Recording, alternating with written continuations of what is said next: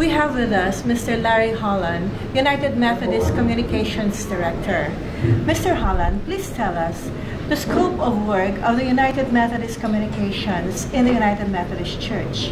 Well, United Methodist Communications is a global communications agency. Our task is to create a global network of communicators, and so we are engaged in both print as well as digital media. We work with communicators in Africa, in the Philippines, and in Northern and Central Europe, in addition to the United States. So it's a global scope enabling the communications of the global United Methodist Church. And how do you think the UMCOM can help in the development of communication ministry here in the Philippines? What we've done in the Philippines is to work with communicators to provide training experiences that encompass not only the writing of stories and traditional journalism, but also the development of digital skills. For example, communicators in the Philippines have been engaged in the Central Conference in live web streaming for the first time on a continuous basis. Those skills are typical of the new kinds of journalism skills that are needed to be able to tell the church's story to more people. And so the development of a variety of skills, from digital to traditional, from print to video, is necessary for us if we are to serve the whole church well. You've probably heard that the Philippines can be considered as one of the text messaging capitals in the world. Yes. How can we use the particular practice of Filipinos in text messaging and, developing a web ministry using just text messaging? I think that one of the ways that we can use text messaging more effectively is through communication to particular target groups that we wish to be in communication with. That is to provide invitations to other kinds of experiences, whether they're face-to-face group meetings, whether they are worship experiences, whether they are online training or study experiences. Using text as a means of invitation is a new way of relating to people and inviting them to be a part of the face-to-face community of the church. You also heard about our prayer to really have our own radio ministry. And I know the Bishop Juan is now putting up a radio ministry particularly in Luzon. How can the UMCOM help us in this particular endeavor in setting up a full-time radio ministry? What we have attempted to do with other similar efforts by the church around the world is to provide financial help with some equipment purchases.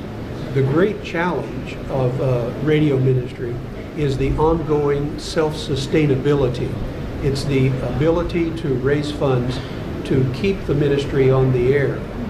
The initial purchase of equipment is usually not the largest problem.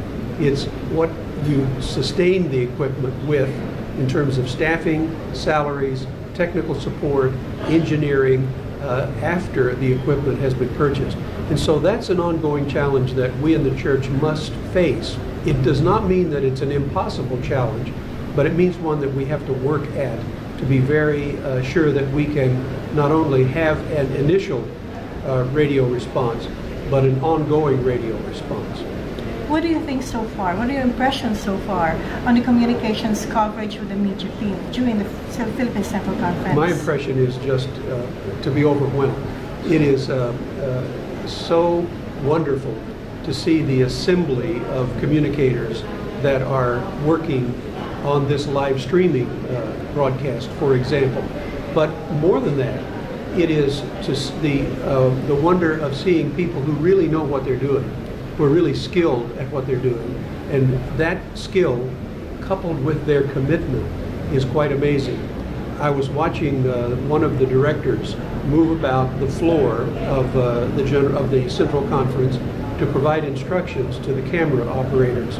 And because the technical problems that we have in this building make it difficult for the intercom to be heard, this individual was running up and down the stairs and back and forth, and with a kind of energy and commitment that made me have joy in my own heart that this team is really committed to making this Central Conference proceeding transparent to all the people of the world, not just to people in the Philippines, but to people around the world. And by the way, we sent a link through Twitter and through Facebook to United Methodist Communications and asked them to provide that link to their networks and beyond. And so what we've done is publicize this Central Conference and the link that it has to a global audience.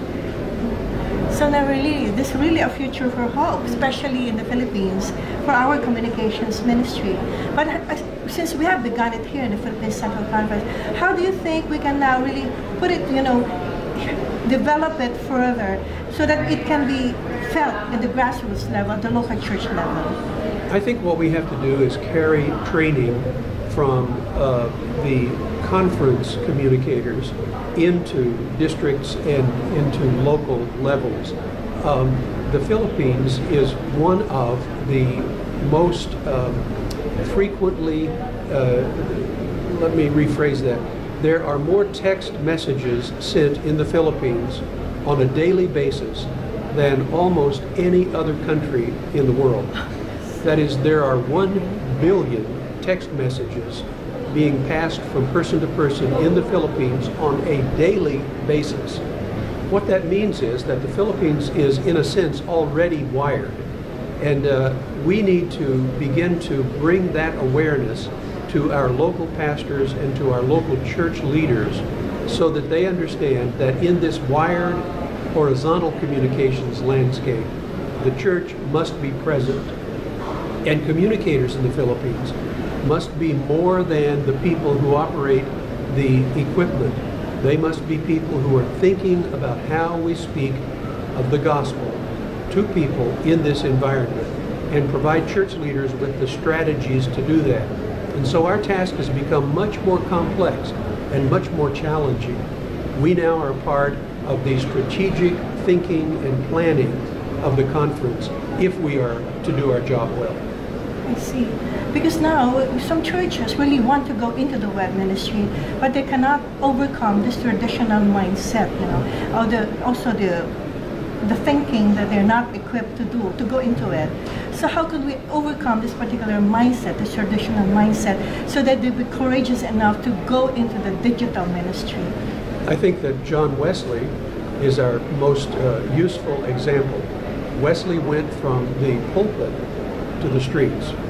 Wesley and his brother used the psalms and the songs of secular society, but used them in a sacred way and rewrote lyrics so that they were common communications tools that people understood that were given a sacred or a sanctified use. I think that part of what we do to overcome the traditional mindset is to provide people with the tools that they need to carry out ministry and to see that those tools, digital and other forms of tools, are consistent with who we are as United Methodists and as Wesleyans. The other issue that I think about is when Jesus spoke to the woman at the well, the disciple said to him, "Why did you speak to that woman? Why were you in conversation at the well when you could have been speaking to a crowd of people in a more traditional setting in a way that was more agreeable to us?" And Jesus said, if we are to bring the love of God to all people, it's necessary for us to meet with the woman at the well. And so you all go and get lunch and do what you need to do, but I need to stay here and talk with her. I think for communicators to understand and work with local church pastors, work with local congregation leaders to help them develop web ministry tools is a very important function that we have. The other second answer to that is the tools are available now relatively inexpensively and in some cases for free. And so we can create a Facebook page without having to pay any money. We can create a Twitter account and have no cost associated with it. The question is, how do we use them? And we can help people to use them in an effective way. We look forward, Mr. Hollon, to really going into web ministry full time. Thank you very much for your time. I thank you. God bless you. God bless you.